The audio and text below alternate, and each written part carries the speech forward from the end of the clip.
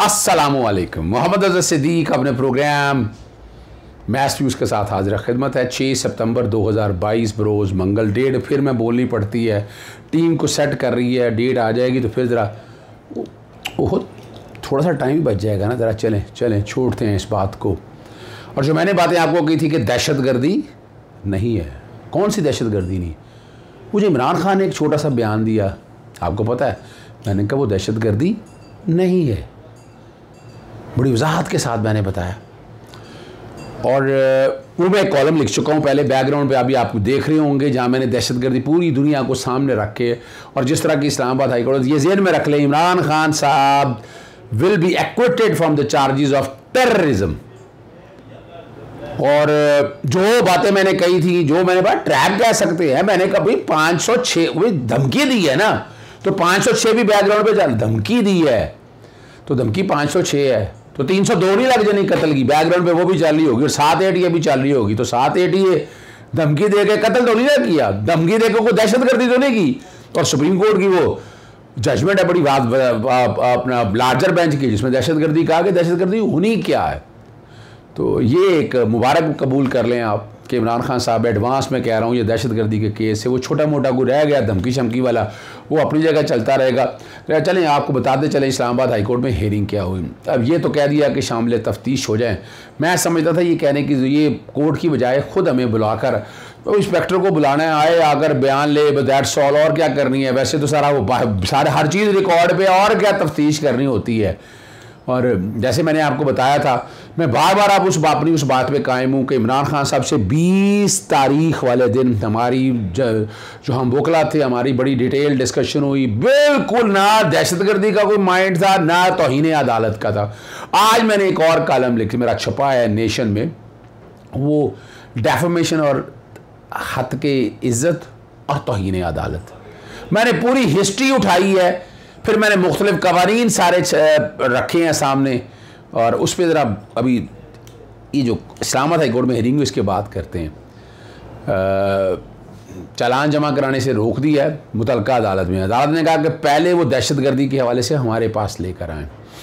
ADN session जज आपको पता है ज़ेबा चौधरी है, और अखराज अपना मुकदमे की दरख्वास्त की समाअत है। चीफ जस्टिस अतर मिनल्ला साहब और जस्टिस समन रिफ़त ने केस की समाअत की और वकील से इस्तफ़ार किया कि आपने मुतफ़रक़ दरख्वास्त क्या दायर की है। और एडवोकेट जनरल से पूछा, दोस्त हैं हमारे बैरिस्टर सलमान सफदर, अच्छी चॉइस है, इमरान खान साहब की तरफ से पेश हुए। जहांगीर जदून साहब भी हमारे दोस्त है, पाकिस्तान PMLN से उनका ताल्लुक़ है जहांगीर जदून का। तो उनसे पूछा कि चलान रिपोर्ट जमा करा दी। उन्होंने बताया कि इमरान खान ने केस में तफ्तीश ज्वाइन नहीं की, जिस पर अदालत ने एडवोकेट जनरल इस्लामाबाद से इस्तफ़ार किया। तफ्तीशी अफसर गए हैं, तफ्तीशी अफसर गए हैं और उन्होंने बताया कि जी वहाँ जाने की इजाज़त नहीं दे रहे। अच्छा, ये भी बहरहाल बता दिया, लेकिन कोई सबूत होना चाहिए था। तफ्तीशी अफसर ने नोटिस दिया, लेकिन इमरान खान ने तफ्तीश ज्वाइन नहीं की। और हदायत आपको मैंने बता दिया कि ये तफ्तीश जो है ना, ये उसी ने करनी है, शामिल तफ्तीश होना चाहिए था। वकील ने कहा कि बिल्कुल हमें शामिल तफ्तीश होना इब्तदाई स्टेज है, जिस पर अदालत का कहना था कि ये ये वो जेंटलमैन नहीं है, जबकि उनकी यूनिफॉर्म है जिसको हमने इज़्ज़त देनी है। और रिमार्क्स देते हुए कहा ये स्टेटस सिंबल है, अगर अदालत ने सही बर्ताव नहीं किया तो उनकी कोई इज़्ज़त नहीं करेगा। ये इस कॉन्टेक्स्ट में है। मुकदमा जो है वो बदनीति पर मबनी है। दहशतगर्दी से दफ़ा से मुतल्लिक़ ट्रायल कोर्ट ने भी उनको कहा है, मैं दहशतगर्दी के लेबल के साथ आपके सामने खड़ा हूँ। मैं इस केस में नई दफ़ात भी शामिल कर दी हैं।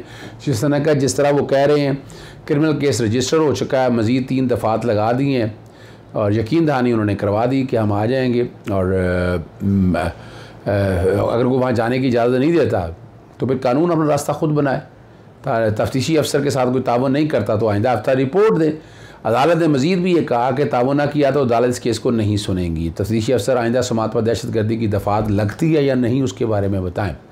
चलान जमा कराने से मैंने रोक दिया, जैसे मैंने आपको पहले बता दिया, और मकसद सिर्फ यही है। रिमार्क्स देखें ना जी, वो सारा फिर वो उन्होंने चीफ जस्टिस अतर मिनल्ला साहब ने कहा कि इस तरह के मामला जो है ना, इशू 3 सालों से डील कर रही है। तफ्तीशर ने अदालत को बताया GIT बना दी है। GIT की क्या ज़रूरत थी? तो क्या तकरीर के बाद कोई अटैक तो नहीं हुआ या कॉल तो नहीं की? इससे जुड़ी बहुत सी चीज़ें हैं जिसको देखना ज़रूरी है। और तफसीर अफसर को कहा कि एक टेस्ट केस है, कानून अपना रास्ता खुद रहेगा, सिस्टम पर किसी को एतमाद होना चाहिए। दहशतगर्दी का मुकदमा गलत है तो तफ्तीशी अफसरों से खुद ख़त्म कर दे। 15 सितंबर तक अदालत ने केस की समाअत मुलतवी है। 8 को तौहीन अदालत लगनी है। और 8 के हवाले से मेरा कॉलम बैकग्राउंड पे चल रहा है, जो मैंने जैसे आपको बताया, मैंने क्लियर किया है कि ये तौहीन अदालत में भी नहीं आता, ये माइल्डेस्ट फॉर्म, बड़ी नरम सी फॉर्म तज़हीक की हो सकती है, और तज़हीक में खुद आना होगा। जो समन रिफत साहब उन्होंने कोई दरख्वास्त नहीं, दहशतगर्दी के मुकदमे में भी एक तीसरा फरीक सामने आ गया जो नवाजा हुआ किसी न किसी तरह से। दूसरा हम इशू भी इस्लामाबाद हाई कोर्ट के सामने है, और जो कायम काम स्पीकर या डिप्टी स्पीकर का जो ऑर्डर है ना, जो इस्तीफ़े मंजूर करने का, वो कलअदम करार दे दिया, गैर आइनी करार दे दिया, और जो भी नोटिफिकेशन दिया वो गैर आइनी है, और लार्जर बेंच बनाने की दरख्वास्त भी मुस्तरद कर दी है, और जो स्पीकर का ऑर्डर है उसको बरकरार रखा है। अब इसमें चीफ जस्टिस अतर मिल्ला साहब के पास पहले समाअत थी। इस केस से पहले फैसल चौधरी पेश हुए, और देखिए इरफान कादर को एंगेज कर रहे हैं वो, और वो जान के लाते हैं जैसे भी है। इस अदालत के 2015 से फ़ैसले से वाकिफ़ हूँ, मगर फिर सुप्रीम कोर्ट के 2022 के फ़ैसले पर दलाइल दूँगा। ये अदालत आपको यही राय देती है कि आप सुप्रीम कोर्ट चले जाएँ। शुरू में माइंड दे दिया अदालत ने। 123 में से सिर्फ 11 लोगों का इस्तीफ़ा मंजूर हुआ। या तो 123 सरकार ने कौमी असम्बली के इस्तीफ़ों को कबूल करे, पिक एंड चूज़, मगर एक बार पहले भी पीटीआई वालों ने इस्तीफ़ा दिए थे, और ज़फ़र अली शाह ने ये मामला यहाँ चैलेंज किया था। पीटीआई के मखसूस इस्तीफ़ों को मंजूर करने की स्पीकर के ख़िलाफ़ जो दरख्वास्त है ना, डिप्टी स्पीकर ने जो इख्तियारात इस्तेमाल की उसमें सुकम है। चीफ जस्टिस अतर मिल्ला का ये अदालत स्पीकर कौमी असम्बली को कभी भी कोई डायरेक्शन नहीं देगी। हर एक रुकन को स्पीकर कौमी असम्बली के सामने पेश होना है। अभी अगर आप चाहते हैं कि सब मुस्तफ़ी हों तो हर एक इनफरादी तौर पर स्पीकर के सामने पेश हो। चीफ जस्टिस अतर मिल्ला साहब के रिमार्क्स हैं। Deputy speaker rules of business के तहत कायम काम स्पीकर की ड्यूटी सर अंजाम दे रहे थे। एक बात वाज़ेह है कि यह अदालत पार्लियामेंट की कार्रवाई में मुदाखलत नहीं करेगी। जिन 11 अफराद के इस्तीफ़ों को मंजूर किया वो इस फैसले की रोशनी पर प्रोसेस किया, और किसी के मुस्तफ़ा होने से हल्का मुतासर होता है। चीफ जस्टिस अतर मिल्ला साहब ना कोई सियासी पार्टी और ना ही कोई रुकन असम्बली अहम है। अगर अहम है तो हल्का अहम है, ये चीज़ सब फरमा रहे हैं। मुझे कुछ फैक्ट्स के ऊपर दलाइल देने के लिए अदालत के बाहर भी कई जगह जवाबदेह हूँ। इस अदालत अब यहाँ अदालत ने देखें बड़ी वजाहत के साथ दिया कि आपने स्पीकर कौमी असम्बली को कोई दरख्वास्त दी है, ये रिप्रेजेंटेशन ये पूछा है।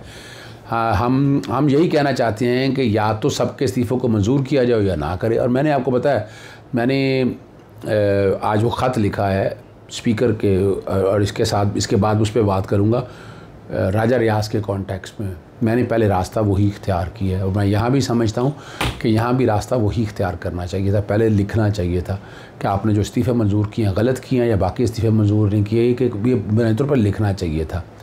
अब इस जजमेंट को स्पीकर कौमी असम्बली के पास ले जाए और बताएं कि इस फैसले के मुताबिक फ़ैसला करे जस्टिस चीफ जस्टिस अतर मिल्ला साहब। इस जजमेंट में जो कहा गया है, किसी अदालत ने इस फैसले को कलअदम करार नहीं दिया। इस अदालत ने अपने ज़फ़र अली शाह केस 2015 में तमाम चीज़ें बड़ी वाज़ेह कर दी हैं। स्पीकर ने 11 लोगों के इस्तीफ़ों को कैसे कबूल किया, कोई इंक्वायरी नहीं हुई है, उनका कहना है। अपनी पार्टी के सामने इस फैसले को रख दिया और फैसला करे कि सब ने स्पीकर के सामने पेश होना है। स्पीकर ने ना हमारी बात सुनी और ना ही ऐसा कोई प्रोसेस किया। इस अदालत का ये फ़ैसला हमारे केस से मुख्तलिफ है। स्पीकर मौजूद थे तब डिप्टी स्पीकर के पास कानून में कोई इख्तियार नहीं था। क्या डिप्टी स्पीकर ने सारे इस्तीफ़ों को मंजूर किया? अगर स्पीकर ने एक साथ सारे इस्तीफ़े मंजूर कर लिए तो इस फैसले के प्रिंसिपल के ख़िलाफ़ है। वो जो 2015 का फ़ैसला, डिप्टी स्पीकर ने अपने फ़ैसले में 3 कंडीशंस पर अमल दरामद नहीं किया। हर रुकन असम्बली स्पीकर के पास जाकर उसे इस्तीफ़ा मंजूर करे, और 2005 का फ़ैसला एप्लीकेबल में यहाँ जो ये कहना था ये होना है। और उन्होंने कासिम सूरी का भी फ़ैसला पढ़ के बताया, और 125 इस्तीफ़े मंजूर हुए क्योंकि 2 लोग 125 जो लोग में से 2 लोग जो हैं वो पेश नहीं हुए। ठीक है जी, यहाँ से आपको अंदाज़ा हो जाएगा कि हालात हुआ। अगर यहाँ मैंने आपके सामने रखना है वो letter representation. Lahore high court ने 4 अगस्त को मेरे जो मैंने दरख्वास्तें दी थी स्पीकर को कि जो अपोजिशन लीडर है वो कानून और आइन के मुताबिक नहीं हुआ। बड़ा अहम रोल है, ये पार्टीजन है, ये मिला हुआ है जमातों के साथ, और मेजॉरिटी के भी इस्तीफ़े अभी तक भी मंजूर नहीं हुए, तो ये अपोजिशन लीडर कैसे हो सकता है? अपोजिशन लीडर का एक अहम किरदार है, उसने इलेक्शन मेंबरान इलेक्शन कमीशन का केयर टेकर सेटअप का सारा प्रोसेस जाना है, उसने नैब के हवाले से आना है, तो बामानी मुशावरत होनी है। तो अगर उनसे पार्टी से मिला होगा लोग, ये वही लोग हैं जो मुनर्रफ अरकान है, या अपोजिशन कैसे हो सकते हैं? मुनर्रफ अरकान तो साथ उनका दे रहे हैं। आप यहाँ से समझ सकते हैं क्या हालात और वाक़यात हैं। और स्पीकर का यानी अपोजिशन लीडर का बहुत अहम मकाम है। तो 4 अगस्त से 30 दिनों में कहा था, मैंने आखिरी दफ़ा उनसे कहा है कि और मैंने वसूल भी करा दिया, ये भी बताता चलूँ, ये बाकायदा वहाँ पर वसूल भी हुआ है। अब उस पर अमल दरामद नहीं कर रहे तो एक अलग बात है। फवाद चौधरी के अगेंस्ट जो तौहीन अदालत की दरख्वास्त जो है नाकाबिल समाअत हो, जस्टिस अब्दुस्तार ने खारिज कर दी, और ज़ाती हैसियत में वकील पेश हुए। फवाद चौधरी के बयान का ट्रांसक्रिप्ट पढ़ना चाहूँगा। फवाद चौधरी ने एडिशन सहंजा ज़ैबा चौधरी के खिलाफ तौहीन में इस बयान दिया। फवाद चौधरी ने कहा कि इमरान खान की तौहीन अदालत में सज़ा मुमकिन नहीं, क्योंकि वो एक पॉपुलर लीडर हैं। फवाद चौधरी के बयान सिर्फ किसी जज के हवाले से नहीं बल्कि चीफ जस्टिस इत्तेमाद अदलिया के खिलाफ बयान, ये जो सारी बातें आपके सामने रखी हैं, तौहीन अदालत में अमीज़ बयान की वजह से तौहीन अदालत की कार्रवाई की जाए। किसी किस्म की तौहीन अदालत की कार्रवाई हो सकती है, अदालत का इस्तिग़फ़ार, और फवाद चौधरी के खिलाफ क्रिमिनल तौहीन अदालत की कार्रवाई की जाए, ये उनका कहना था। लेकिन यह दरख्वास्त मुस्तरद कर दी। यहीं से आप अंदाज़ा लगा सकते हैं कि तौहीन अदालत का कानून बड़े ध्यान से इस्तेमाल होना है, बहुत ध्यान से इस्तेमाल होना है। अगला मैं आपके सामने, इलेक्शन कमीशन ने PTI के ममनूआ फंडिंग ज़ब्तगी केस में जवाब जमा कराने की दरख्वास्त वो आखिरी मौका दे दिया है, और 19 सितंबर तक जो है ना ये दरख्वास्त मुलतवी कर दी है। और चीफ इलेक्शन कमीशन ने कहा कि यकीनी बनाया जाए कि आखिरी बार वक्त लिया जा रहा है, 19 सितंबर तक के लिए समाअत जो है वो मुलतवी हो गई है। पीपल्स पार्टी और नून लीग के पार्टी फ़ंड की जल्द तहकीकात के लिए दरख्वास्त पर भी समाअत हुई। चीफ जस्टिस सदर ने समाअत की। रहनुमा जो भी पाकिस्तान तहरीक इंसाफ के फ़ारूक हबीब ने यह दरख्वास्त दायर की है मज़ीद दस्तावेज़ दरख्वास्त के साथ। और ये देखिए, बुनियादी तौर पर तो जो हनीफ अब्बासी केस है उसमें तमाम पार्टियों के हवाले से कहा, लेकिन यहाँ पर इलेक्शन कमीशन आइन और कानून के मुताबिक काम नहीं कर रहा है, उसको आइन और कानून के मुताबिक करना। बाकी तमाम सियासी जमातों को भी ये करे, क्या अर्ज़ है? पार्टी फंडिंग की, प्रोविडेंट फंडिंग और ये सारी चीज़ें आ जाएंगी। जहाँ किसी ने करप्शन किया वो भी, वैसे तो नैब उन्होंने तकरीबन ख़त्म कर दिया है। बातें मैंने बहुत सी कर ली हैं। इजाज़त चाहता हूँ। अस्सलाम वालेकुम, अल्लाह हाफ़िज़। पाकिस्तान जिंदाबाद।